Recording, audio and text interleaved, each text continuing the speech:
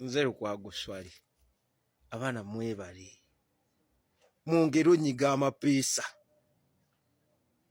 mungero nyiga akayiringu ka Museveni munyiza amapeesa kawambya abaana kati ekiri mu nju yaako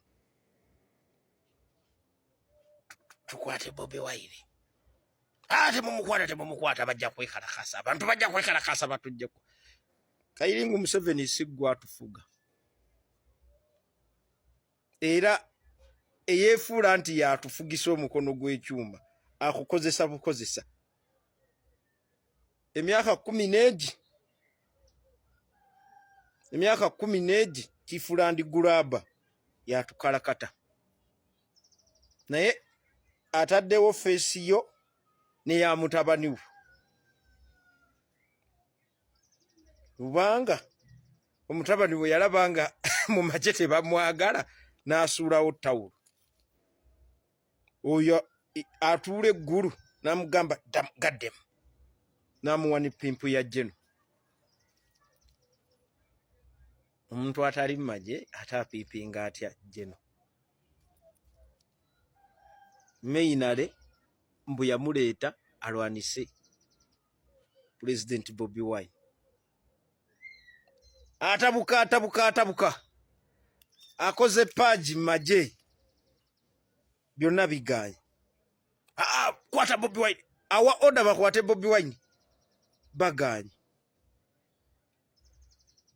bakufosinze Kyagulanyi Honorable Kyagulanyi teyeyita atakwatibwako we tuba tumukwatira mu mateeka mukwatire mu mateeka ago omutwale ate kye kiganye taliiwo Jasule Magere taliiyo Abannayuganda akayiringu ka Museveni temukeeranga enkya ne mwesiga ebigambo bye kwogera ate ekisooka si yatufuga Kayiringu Salimu Sale yali tubbalako ng'akozesa omukono gw'ekyuma ate ng'atwesibako wano Kayiringu Museveni ngenda fugaye emyaka 10 nkite azze waliwo ekiseera we twali tumanyi nti Amama Mbabazi ye yali afuga ensi eno super minister ani amugamba biri mukaaga ngenda kuteera ekintu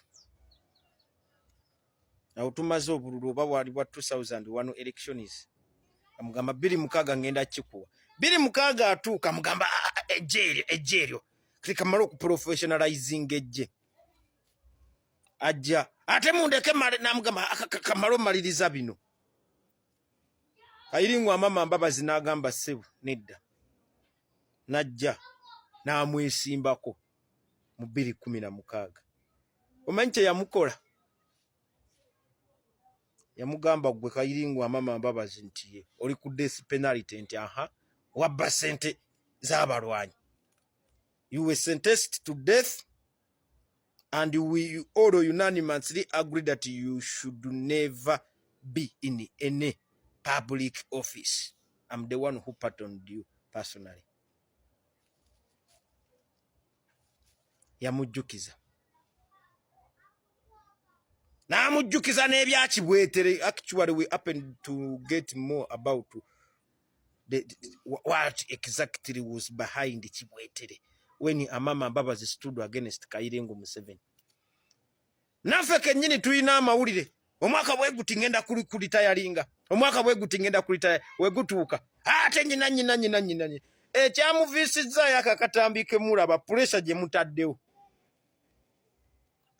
mutaddewo naddala within his family ekiri mu family ya Kayiringu kuba kati bonna balaba eggwanga balibbye bakoze ebikolobero ku bantu naddala abaana abawala nti bo bazadde ate bawulira baliyagadde osigala mu Uganda naye bawulira bye mwogera naddala oyo yeefuula pasita oyo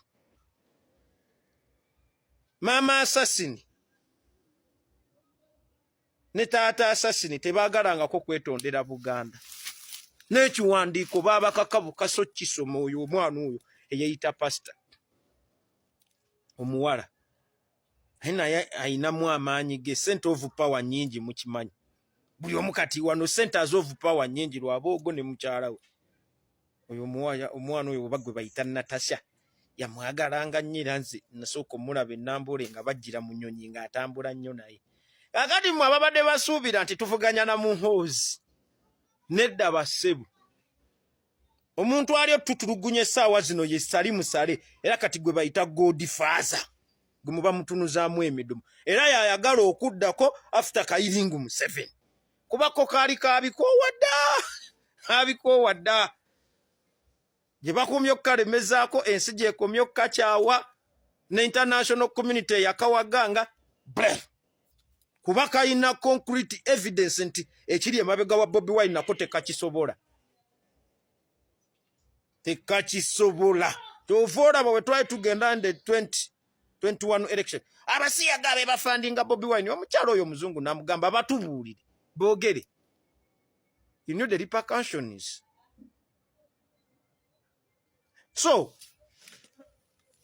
bana abantu okujjako Kayiringu Museveni okay ate nozaako family member wa Kayiringu Museveni oba tojjeewo kizibu. We need to overhaul the whole Museveni Kayiringu system.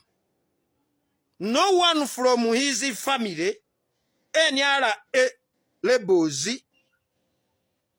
NRA Ujinga should ever be in any government position of responsibility.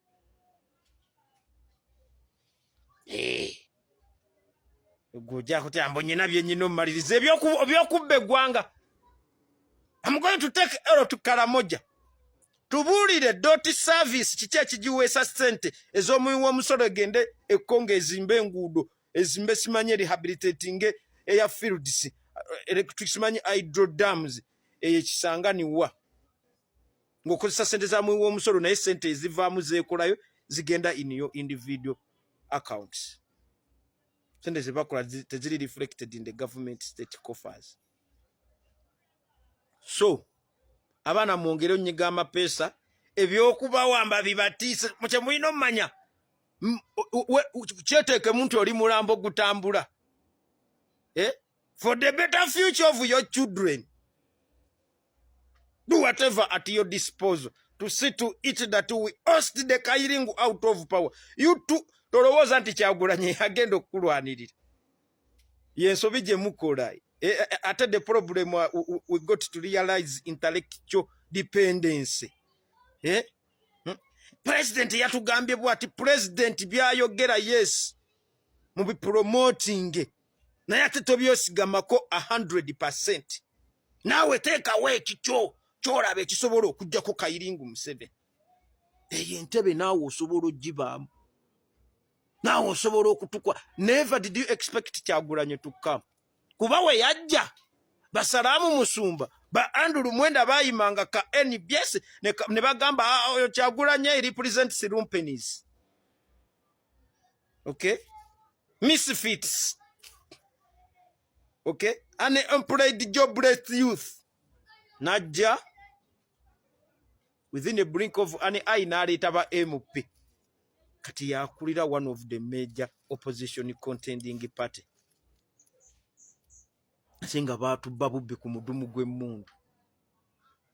Kayiringu Museveni mwekwese mu mundu okutulugunya omwana wa Uganda. Otuko kutugamba nti oyo yekweka mu mawanga mulabe wa Africa. Perhaps you don't know what Africa is all about. African politics is anchored on ethnicity. Ethnicity is all about multiple tribes. Tribes are the basis of our identity. Me identifying myself as a Muganda is what differentiates me from a Munyankore. So if at all you belong to know of the 15 tribes that make up a colonial state called Uganda, lie like an envelope. Perhaps go back where you came from, because we know you were deliberately sent by those imperialists to fight tribes. Something that you've failed to succeed in. Then watch out. Lie like an envelope. Nzeru kwa guswali. Mweberere. Mwenda musobola okuba Kyagulanyi. Let us have as many Kyagulanyi as possible. That's when we are going